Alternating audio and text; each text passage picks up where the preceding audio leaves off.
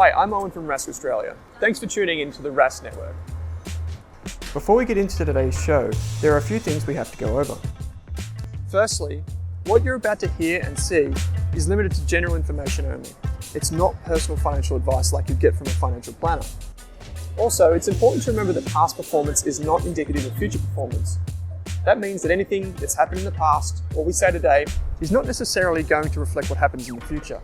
Lastly, please consider that any of the guests or myself are featuring on this program may have a financial interest in some of the products or shares mentioned. That's enough from me. I hope you enjoyed today's program. G'day, welcome to the Australian Property Podcast. This is our weekly 2 cent segment. I'm Pete Wargent and I'm here with Chris Bates. Batesy, how are we? Pete, life's good. How are you doing? I've got the Newcastle Roadshow tonight, haven't you? So that's pretty good. The Sydney one's on next couple of weeks. I'm looking forward to that. Yeah, we did Paul Macquarie yesterday, so hence the merchandise on display. If you're watching on the video, you'll see I've got the Rask gear on. Company man through and through. And yes, tonight Newcastle, and then next week we're down in Victoria, Wangaratta. So if you're around the traps, do come and join. All good fun, the Rask Roadshow. What have you been up to this week? Oh, life's been pretty good here. Just it's been a bit of a heat wave in Sydney, so we've been going for swims in the morning down the beach, which has been amazing. My hay fever's been out of control, to be honest, so that's been helping with that. Nice little weekend. Went out on a friend's boat around Pittwater on Sunday, which was awesome, and jumped off some rocks. And it was a nice weekend, a taste of summer, but almost too good when it's only September and you're getting 35-degree days. So isn't it hot? I mean, you might be able to hear the coal terminals in the background if you hear any foghorns going off. I'm just in Newcastle on the waterfront, and it's 36 degrees. Very unusual for third week of September. It's pretty warm and hasn't rained for quite a long time now. So yes, enjoying the unseasonably warm weather, but it could be a long summer ahead at this rate. So interesting stuff. And what's happening at work? Have you been getting busy? Yeah, it's interesting. So we're always getting a bit of a good litmus test, a bit of a leading indicator, I feel, for the market. We can see when buyers' attitudes and their preferences and their urgency and the number and their appetite for loans. We kind of get the sense of that because we're having so many conversations each week. And even when there's things like people are really worried about rates or future rate increases or, their expectations on where rates are going to go, we sort of get for a lot of people are not working in property like us, they don't talk about it all day, but they get a view of it through their friends and reading papers, etc. So we've seen definitely an increase, especially over the $1 million mark where, more of the bigger budgets, there's been an urgency there to buy. So we've seen a big jump in the number of those bigger loans. Typically, that's what we've done a lot. That's how we've grown our business on the sort of bigger loans. That's our clientele. But we've seen definitely a strong rise there. You can see that I don't think buyers are factoring in rate cuts yet. So I don't think they're saying, look, I'm factoring in a 1% cut in rates next year. They're not that overconfident, but I think they are building confidence that rates aren't going to go up a lot. To a point where they're starting to say, like, we don't think rates are going up at all, right? So that's playing into buyers' mentality. So if the market starts to believe that rates aren't going up anymore and there's rate cuts to come, the next thing they could potentially do is start to factor in rate cuts into their decision, which I don't think they are now. And so that would be my perception of the market now. Buyers are definitely, there's a little bit of urgency. They are missing out a bit. They realise it's now getting close to the end of September. October is almost the last month to purchase. So there might only be 4 or 5 other weeks. There's been a bit of stock come on, I think, in the last 2 weeks. I think a lot of listings have jumped onto the market, but it's been off a very low base. So the buyers out there haven't got a lot of choice, and they've usually got one good property they're pursuing. And if that property goes, there's no others that they've got as alternatives because there's very little quality on the market. So, we've said double-digit purchases both the last 2 weeks. So a huge number of people are buying, and in particular a bit of the higher end as well, which has been a good change. Yeah, it seems to be different dynamics around the country, a bit more stock coming on in Sydney for sure. We're mainly based in Brisbane and we've been getting smashed. We just can't seem to get stock bought at the moment and we're reaching full capacity. We had an auction on the weekend at Wilston, north side of Brisbane, got completely blown out of the water, 10 registered bidders, missed out by, 150k plus. So there's not much stock out there, not much quality stock, and we're finding it pretty hard actually, even as buyers agency. to get stuff purchased. And so one media outlet referred to it as the Hunger Games in Brisbane for home buyers. It does feel a bit like that sometimes. So this is our weekly 2 cent segment, our big 3 property news stories of the week every Sunday morning in your podcast player. So this week, Chris, the 3 main stories we're going to cover. Firstly, population growth hits 2,000 per day in Australia. We've never seen anything like this before. Population boomed by a record 182,000 in the first quarter of 2023 calendar year. Second story of the week, yes, the jobs market, although we've got record high employment, we're just starting to see things soften around the edges. So there's more underemployment, more underutilisation, a little bit, I guess, just slack increasing in the labour force, which I suppose reflects back onto record population growth. And then the third news story of the week, CoreLogic, Eliza Owen did a piece, 3 reasons why rental price growth is set to slow in 2024. Even though we've got record low vacancy rates, there's a number of factors that will come together just to sort of slow down that growth in rents, which has been electric at times over the past year or two. So, Chris, let's kick off with this news story. Sydney Morning Herald, in fact, the Fairfax media went with this one. Shane Wright was the journo. Population growth reaches 2,000 per day. That's quite an eye-catching headline because we're certainly from a property market point of view, we can't even build for that kind of growth. But even just from a general livability and infrastructure perspective, that's an awesome number of people coming into the country this year so far. And it sort of, it points to growth over this calendar year of, oh, goodness knows, 600,000-700,000. It's a lot of people at a time when building starts have dropped to a decade low. So, yeah, pretty interesting stuff there. Yeah, Pete, have you got a bit of a breakdown on, the 2,000 a day, like you say, 700,000 a year? If we say the average number of people per dwellings too, it's probably maybe even lower than that, right? I think it's like 1.8 or 1.9. Is that right, Pete? I think so we say we need another 300,000 dwellings when we've got 11 million of them, and we're probably going to build under 200,000 this year. So just we're seeing a bit of a problem here, let alone, people who are wanting to move out of home, et cetera, who are wanting to, new, et cetera. So what's that breakdown, Peter? That 700,000 are coming. Is it a lot of students, a lot of, special, highly skilled visas, or what's your take?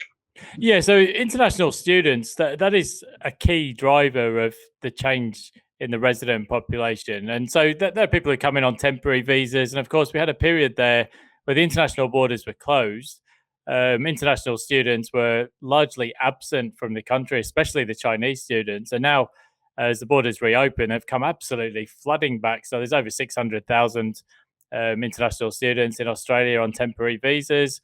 We also get visitor visas, which I guess ebbs and flows through the year. And then permanent migration is starting to ramp up again. Now, I guess what you could say is, we've had a couple of years where population growth really slowed with the borders closed, and now it's come firing back. So it is a bit of a catch up in that sense. And if you actually were to draw a trend line through the population figures, we're more or less back to where we would have been if COVID hadn't happened. We're pretty close to that pre-COVID trend line. But I guess the problem is, as you pointed out, the population growth has changed so quickly, and it changes much more quickly than we can respond in terms of infrastructure and dwellings and so on. Now, when the Reserve Bank governor, the previous governor, Philip Lowe, who was still in place, he talked about people making more efficient use of the dwelling stock. So, of course, during COVID, we had this race for space and everybody moved outwards. And the average number of persons per dwelling fell as a result of that. But I think, people will start to, as rents have increased and affordability becomes stretched, people will start to either buddy up or stay home for longer. People are making better use of granny flats. So even though the headlines were always going to be negatively framed when Phil Lowe said that, Phil Lowe says, get a flatmate, or, which he never actually said. I think there is a valid point here, and when rental affordability gets stretched, then people do find solutions. That's probably one of the reasons why rents will slow next year, as we will come on to. But yes, you're right. If you get, let's say, 650,000 population growth in a year, building starts are now at the lowest level in a decade. We're only building kicking off around 50,000 dwellings in a quarter. And of course, a lot of that replaces old dwelling stock as well. We get demolition. So yeah, it's an immense amount of pressure. And this is starting to become a political issue. And the opposition, the coalition party, will start to make this an election issue. They'll be talking about winding back immigration, really just to juxtapose themselves against where Labor's policy is at the moment. I think this is really the key point, I believe, is that, we're going to start to see a pressure on whether you're building more, which I think is definitely happening. The YIMBY versus the NIMBY, I think it's the strongest fight I've ever seen. I think that's going to play out, the push for density and relaxed planning controls, and in particular where people want to live. And so it's high rises in maybe suburbs that weren't expecting to get, 3, 4, 5 levels, etc.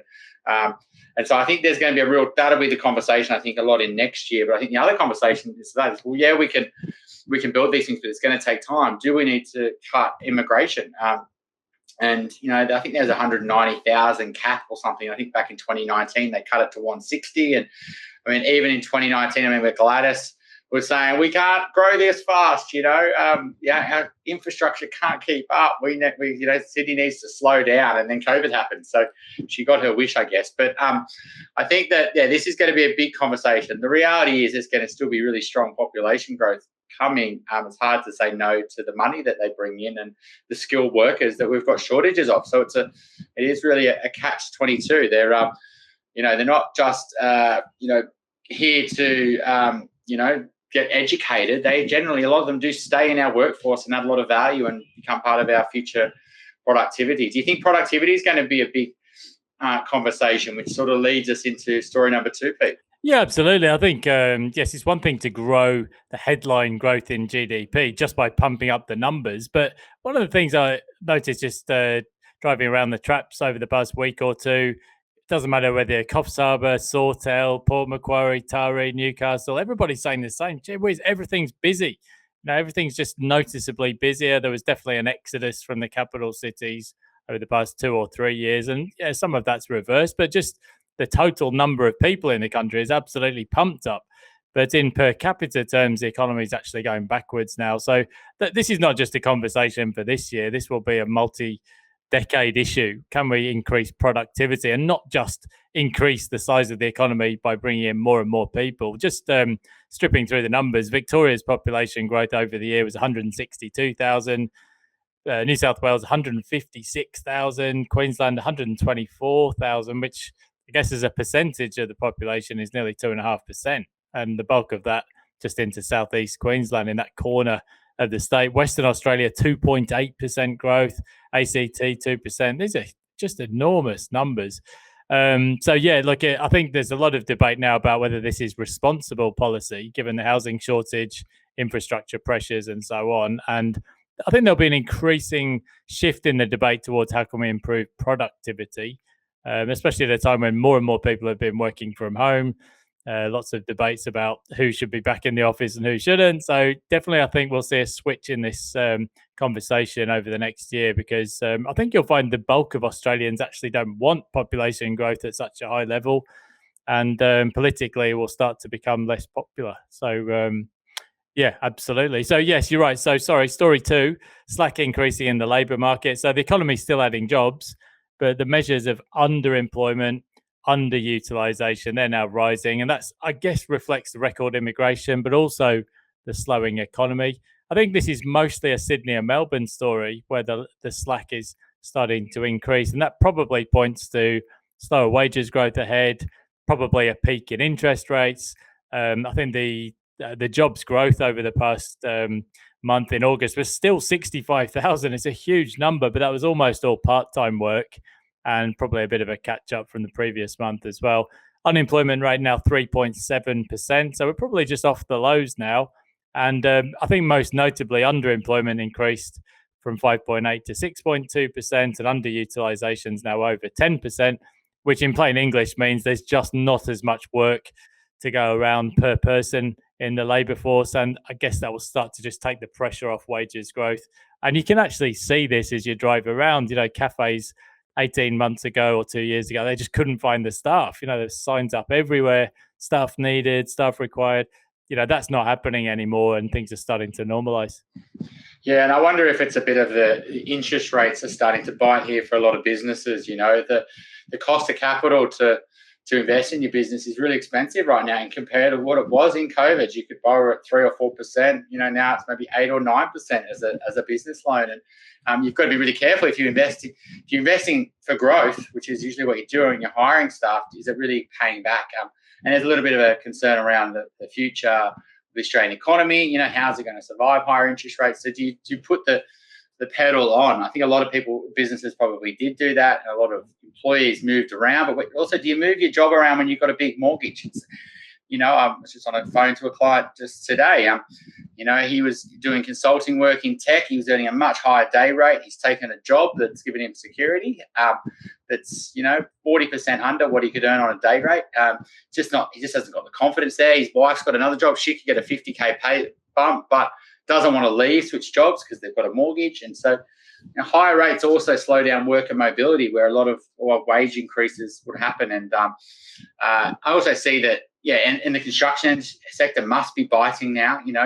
As jobs roll off, is there still the new work and the new pipeline? And I think that's be good news for the construction sector, because I know a lot of the top firms have basically been poaching each other's staff and offering them big wage increases. And that's not good when basically the industry is cannibalizing itself. So I do think that we're not getting that appetite from our buyers where they're like, oh yeah, my income's going up dramatically right now. I've got huge bonuses and it's all honky dory, and we're just going to invest to the eyeballs. I just don't. That was definitely something that was that overconfidence maybe back in 2021. But everyone's a little bit more conservative, and they're also having to be a bit more conservative when they're going to market anyway, because their borrowing capacities are much further down than where they were. They're sort of 40% down, so they can't stretch to that huge multiple times of their income, even if they want to. So that has to take a bit of heat out of the market as well. I think in the broader macro economy, just driving up and down the coast over the past fortnight, I guess the big number that everybody always sees when you're driving around is the fuel price. It's there in sort of font size 50, and I was just filling up the Mitsubishi an hour or two ago, $100 just like that, bang, and that's a part of the inflation story which is a little bit resurgent at the moment. But I think the general dynamic, though, is different from 18 months ago when all the stimulus checks were flying and there was all the government programs, the JobKeeper and Seeker and all those sorts of things, the home builder package. I think now higher fuel prices, yes, that will add to inflation, but back then the household saving rate was nearly 25%. Now it's close to zero. I think actually higher fuel prices will just lead people to probably be even more, I guess, a little bit more careful in terms of their consumer spending, which we know is slowing anyway. I saw ANZ Roy Morgan's survey this week showed inflation expectations over 2 years slowing to 4.9%. That's the lowest in 19 months. So people can see that inflation is slowing. I noticed actually all of the big four banks have cut their 3-year fixed mortgage rates over the past week or two. ANZ went by 30 basis points this week, and all of the other banks have also made moves, which I guess even though Australia's 3-year bond yield is still up around 4%, but generally I think the banks are seeing a peak in interest rates or something close to it, hence the competition around those fixed mortgage rates. So yeah, look, it's I think everybody's looking for that green light and that indication that we've seen the last of the interest rate hikes. But until it actually happens, until we actually start to see the conversation or the language changing, people are still a little bit cagey about what might happen.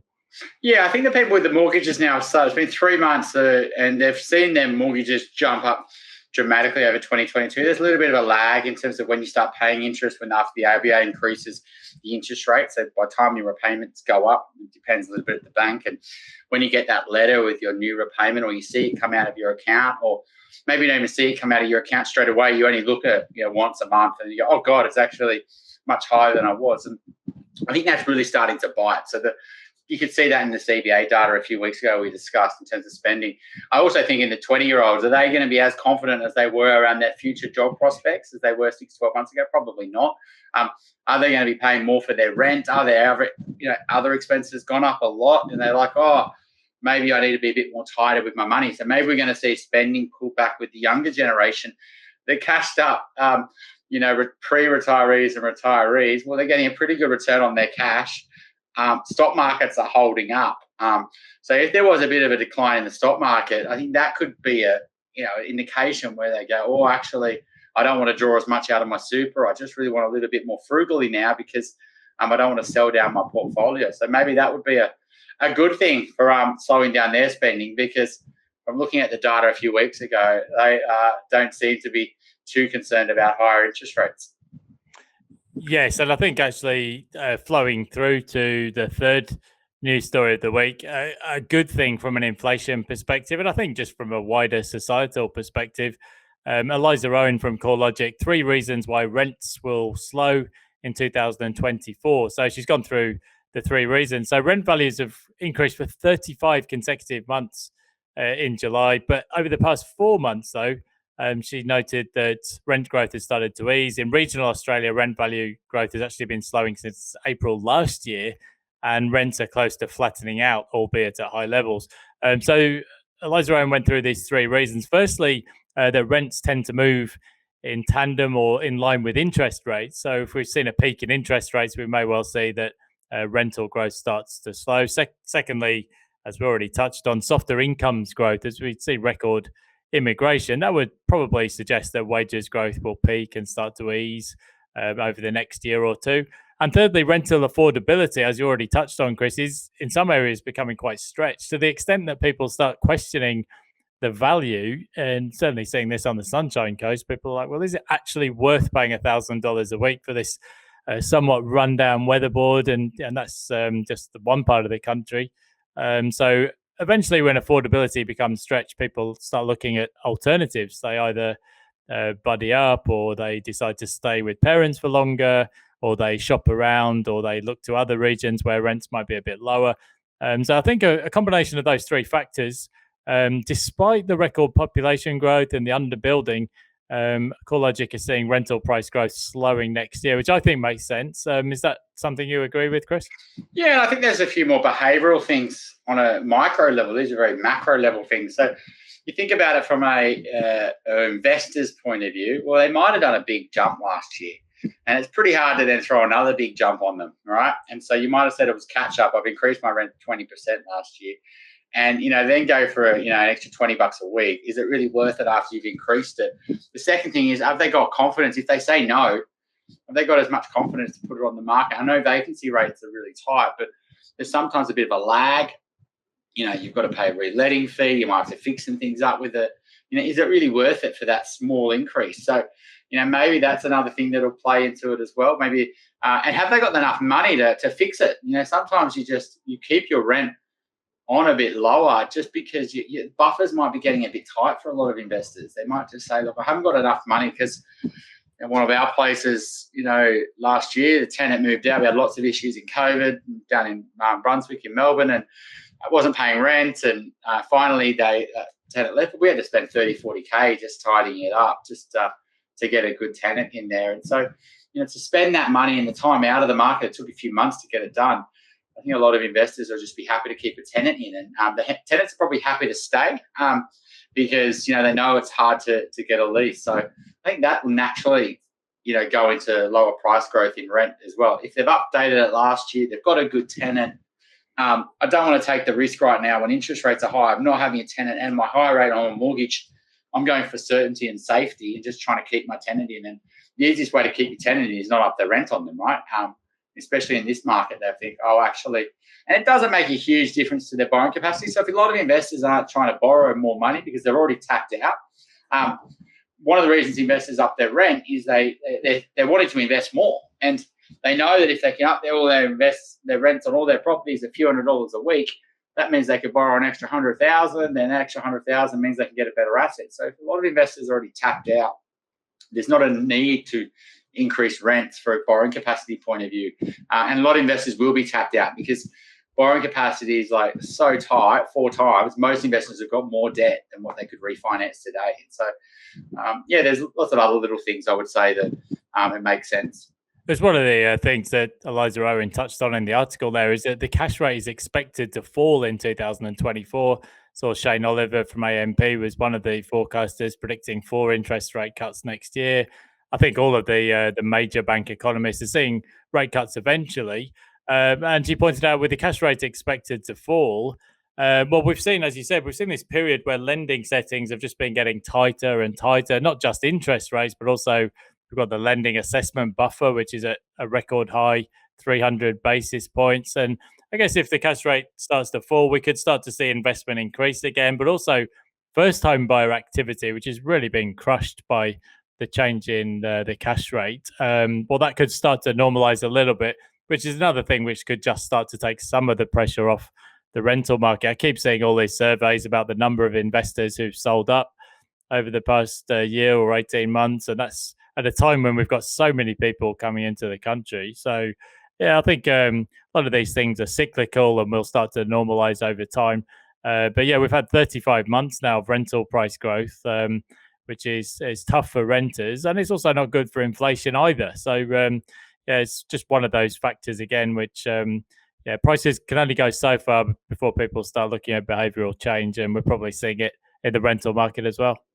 Yeah, PIPA, the Property Investment Professional Association, actually at their conference on a panel on Friday, and they did an amazing report last week actually on this, and we would have a good one to discuss today, but let's have a crack on that next week actually. And what that basically highlighted is the number of investors that have exited the market, and the problem with more investors leaving the market, which we've spoken about this anecdotally on this podcast many times, that if more investors are selling, then more investors are entering, then potentially you're reducing the rental stock at a time when we're increasing our population. So let alone, it's no wonder that we've got very low vacancy rates and fast-growing rents when every year it's getting harder to rent a property, let alone harder to buy as well. Housing affordability plus rental stress. So another thing we probably should have a good chat about next week is there's been a number of budgets coming out this week, right, Pete? I think New South Wales and Victoria brought them out. So we'll have a chat about those next week as well because, yeah, a lot of hot air, I believe, there in those that would probably be worthwhile discussing. Yeah, there's an awful lot of signalling and virtue signalling in budgets these days about investment here and investment there. But when you actually break down the numbers, and particularly in terms of housing supply, with the cost of adding new dwelling stock these days, it very tends to, well, it just doesn't move the needle in terms of the required supply, even on the day of recording. So we're traveling around a bit at the moment, actually going down to Melbourne, not just for the Rask Roadshow, but also its grand final week coming up in Melbourne. And with like a lot of people making use of Airbnb and short stay accommodation. And even just on the day of recording, the Victorian government's announcing 7.5% tax on short stay accommodation. And it seems to be the solution for everything these days, is just add a new tax here and there. But I guess at the moment, that's probably just going to be reflected in higher short stay prices. Yes, arguably, I guess the idea is to take some of that short stay accommodation and try and force it back into the long-term rental accommodation pool. But yeah, I think a lot of these problems are really just tinkering around the edges or moving deck chairs around, and it's not really tackling the underlying issue, which is population growth at 600,000 or 700,000 and building or building home starts at a decade low, and that apartment shortage, which is getting worse by the day, practically, especially, well, as we said, population growth 2,000 a day. So a new tax here, a new tax there to discourage investors is not really going to fix the issue. It's going to just, I guess it will make a marginal difference to some people, but the big macro issue is that we've got a major dwelling supply shortage. Yeah, absolutely. So let's unpack that one a little bit because, it is a big attack. 7.5% is a lot of money to attack on. Someone's got a rental and they may be earning $50,000 a year off it. Now that they up their prices, which they might be able to do, to be honest, because if there's less people list their properties on Airbnb because of this, then prices are naturally going to go up, right? Maybe it's a bit more demand for the hotels as well, which that makes a little bit more a better bet. So yeah, but I do think there's going to be an attack on Airbnb. It's an easy win, right? And so I think Victoria's, maybe this is going to come in Sydney as well, and maybe in places like Noosa and Byron and other places where it's an easy vote winner, right? You're only discarding, the people who are traveling, they got to pay a bit more. That's just more money, more cost to them. But, the people who've got those Airbnbs, well, it's easy to attack investors, right? Yeah, politically popular. So, yes, just to summarise on those big three property news stories of the week. So, firstly, population growth in Australia is at 2,000 per day in 2023, certainly in the first few months of the year. Record high population growth and somewhat concerning, I guess, in terms of what happens next. Secondly, slack is increasing in the labour market, as you'd probably expect, with record immigration, and that will probably lead to lower wages growth ahead. And thirdly, three reasons why rental price growth is set to slow in 2024. That was a piece by Eliza Owen from CoreLogic. Firstly, because rents move in line with interest rates, softer incomes growth, and also, I guess, as things progress, 35 months of rental increases, well, affordability starts to become an issue, and then things naturally start to slow. So, well, thanks so much, everyone, for tuning in. As usual, if you've got any questions or if you want to just say good day, do get in contact with us at the links in the show notes. You can catch me on my daily blog, Pete Wargent Blogspot, or at Pete Wargent on Twitter. Don't forget, you can watch this back, of course, on your YouTube on the Rask channel, or just tune in on the Rask podcast. And if you want to get in contact with Chris, I think we say this every week, but they can catch you at Plus, Chris. Yeah, absolutely. Jump on the show notes and book a call. We'd love to. We'd have to have a chat. And if you're going to the Sydney Roadshow in a couple of weeks, I'll be there. So look forward to meeting any listeners. As will I. Yes, I'll have to get the Rask merchandise on for another big event in Sydney. That's actually the biggest event of the roadshow. So if you're able to get along there, they're really good fun, and actually a great networking opportunity as well. Have a few drinks and a bit of food thrown in for good measure. So definitely come along to the Sydney Roadshow if you're there. So Chris, looking forward to it, and have a great weekend, and we'll see you all next episode. Happy Sunday. Good to chat, Pete. Cheers.